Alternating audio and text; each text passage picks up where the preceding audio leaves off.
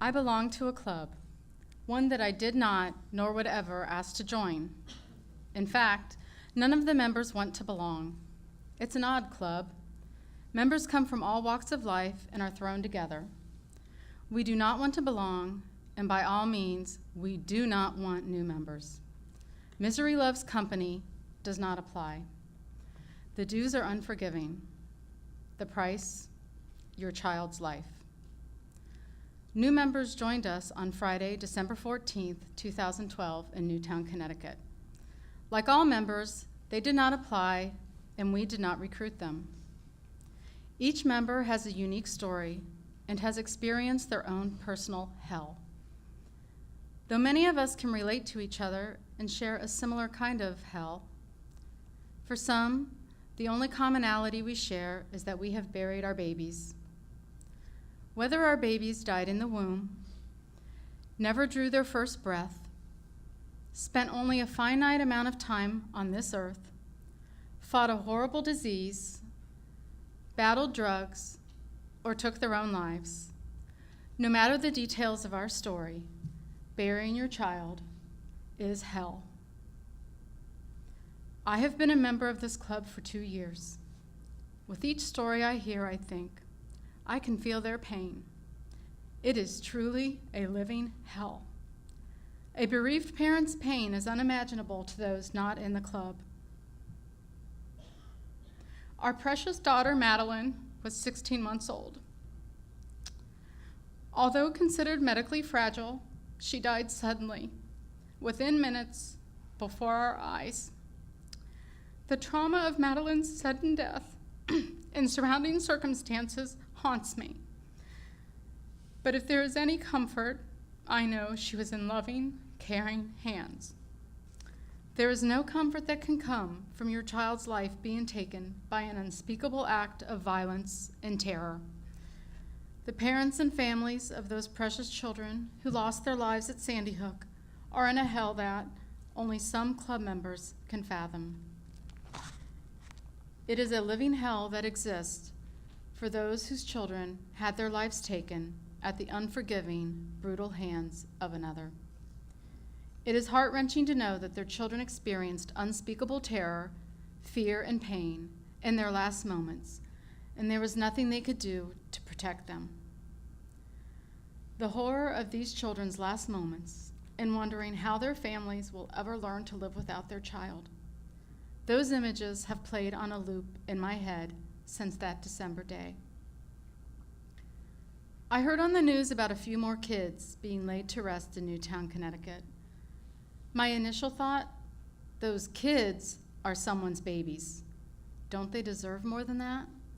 To remember their names, to honor their lives. I can tell you as a club member that we must remember their names, their sweet faces. Each child is someone's precious girl or little guy. When I hear the debates surrounding gun control and mental health, my blood runs cold. My heart and mind keep going to those families who have buried their babies, who are beyond suffering. I think of the raw and complete state of numbness that our minds and bodies shift into with the death of our babies. The feeling that we simply cannot lift 1 foot, as the weight of our grief is unbearable. The raw, life-altering grief defies explanation. The constant replays of our last hug, our last kiss, our last moments together, whatever they may have been. The unimaginable what if and if only that play on a continual reel-to-reel in our heads. Trying to endure a new minute, a new hour, a new day, knowing we will never, in this life, hear our child's voice, see their sweet face, celebrate their birthday, or snuggle our babies again. The panic I know these new members will feel, that feeling of, I must see my baby. I cannot bear another moment without my child. Yet we must, we have to, we do. I wish I had no idea what it is like to bury my child, but I do. So I am scared. Scared for the parents and families left behind. Scared for their grief and pain, their sleepless nights. Scared for their unstoppable, body-wrenching tears that will flow. The nightmares that will inevitably haunt them. Scared for the strength they don't know they have, or if they have, just to get out of bed. Although we do not want to be joined together by these experiences, we do not want to belong, we do. So we try to make the best of it, to lean on each other when the weight of our own grief will not let us stand upright. To find another member that says, I understand, I know just how you feel. Having each other is not what we want. We want our babies back. But we hold ourselves up with one hand while leaning on the shoulders of fellow members with the other. This is the ultimate in strength as we struggle to find our balance. We look at each other with knowing eyes and embrace each other in a way that says, you are not alone. We are with you.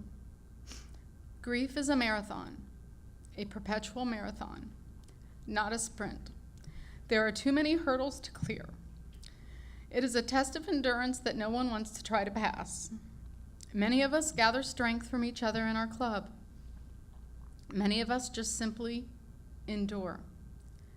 I pray that these families find comfort in the days to come and are able to simply endure.